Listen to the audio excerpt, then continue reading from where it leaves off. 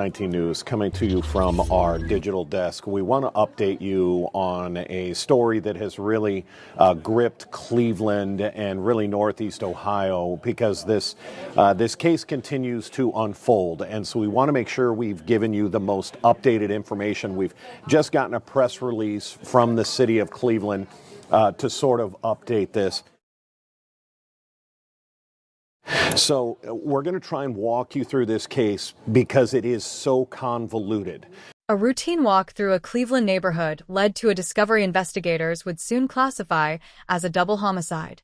Near a field close to a school and playground, a dog walker noticed his dog repeatedly pulling toward a patch of disturbed ground. Partially buried in the soil was a suitcase. When the zipper was opened, human remains were discovered. Police secured the area and began searching the field. Within minutes, detectives uncovered another shallow grave just a short distance away. Inside it was a second suitcase. Both contained the bodies of children. The investigation quickly moved from the field to nearby homes, where detectives reviewed surveillance footage and interviewed residents.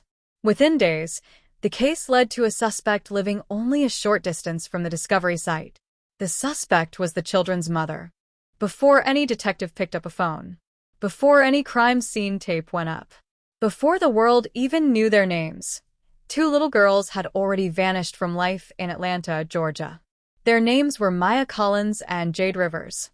Maya was 8 years old. Her half-sister, Jade, was 10. They shared the same mother but had different fathers. It would take DNA testing to officially confirm who they were because by the time anyone came looking, they were already gone. Maya's father, Marcus Collins, remembered his daughter the way only a heartbroken parent can. He said she was full of life. She loved playing outside, making up stories, and she always talked about being a princess one day. For years, Marcus tried to stay in his daughter's life. The last time he saw her was back in 2020, when she was just 3 years old. After that, the calls stopped. The visits stopped. Everything stopped. He didn't give up, though. He contacted courts. He filed for emergency custody. He asked for welfare checks. He reached out to child services. But no matter what he did, he couldn't find out where Maya was living.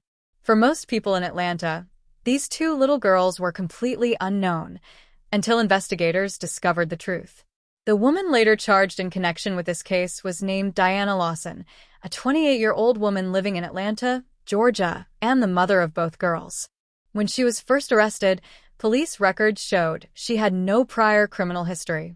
On the surface, nothing about her life screamed danger. She had a home. She was looking for work. She was a mother.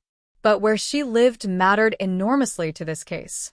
Her home sat just 1 block away from the field where investigators would later make the most heartbreaking discovery of the entire investigation. When police searched her house, they found evidence they believed was connected to the deaths of the two girls. And inside that same home, they found another child, alive, physically unharmed. That child was quietly placed into the care of Child Protective Services while detectives continued their work. The neighborhood was quiet, ordinary, the kind of place where people walk their dogs and kids play outside. Nobody suspected that behind one of those doors, something deeply wrong had happened. That is the thing about cases like this. The darkest things sometimes happen in the most ordinary-looking places. It started the way so many tragic discoveries do, not with a detective, not with a tip, but with a regular person just going about their day. On the 2nd of March, 2026, a man was walking his dog near Riverside Park in Atlanta's East Side neighborhood. His dog kept pulling toward a particular spot near the fence line of an open field. Dogs notice things we don't. They follow what their senses tell them, without judgment, without hesitation. The man walked closer. The ground looked disturbed, freshly turned over, like something had been buried there recently. And then he saw it. A suitcase, partially buried in the dirt. At first glance, it looked like someone had thrown out old luggage. But when he opened it, what he found inside changed everything. He called emergency services immediately. Police arrived and secured the scene. As they began processing the area, they found something else, another patch of disturbed ground, about 25 feet away. Another shallow grave. Another suitcase. Both suitcases contained the remains of children. The officers on that scene knew immediately. This was not an accident. This was not a coincidence.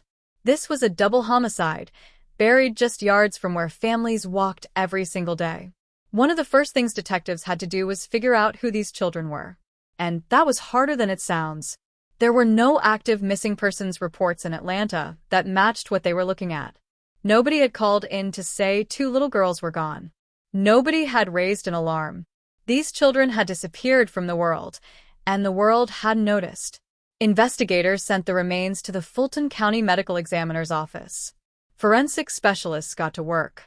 Through DNA relationship testing, they were eventually able to confirm what they feared. The 2 victims were Maya Collins and Jade Rivers, half-sisters. But even after identifying them, detectives still had enormous gaps to fill. They didn't know exactly how the girls died. They didn't know when.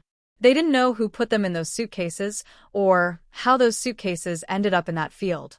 What they did know was that the bodies showed signs of decomposition, meaning the girls had likely been in that field for some time before anyone found them. That detail hit hard. These children had been lying there alone, while life went on around them, while people walked past, while the sun rose and set, and no one knew.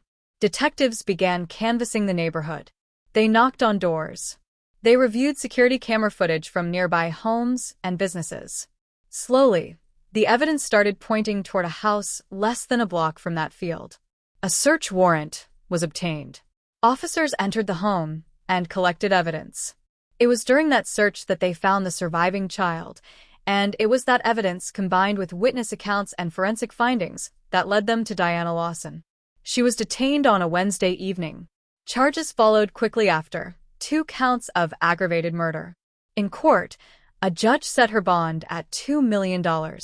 She said very little during the hearing. Maya's father, Marcus, spoke to the press. He said he had spent years trying to find his daughter. He said he had done everything right, the courts, the agencies, the phone calls. And still, he couldn't get to her in time. He later found out that Maya had been living just a few streets away from where her body was eventually discovered. He didn't know that. He had no way of knowing. As of now, many questions remain unanswered. The cause of death has not been officially released. The full timeline is still being established. But what is certain is this: 2 little girls deserved so much more than what they got. And the people who loved them never stopped looking. Follow for part 2.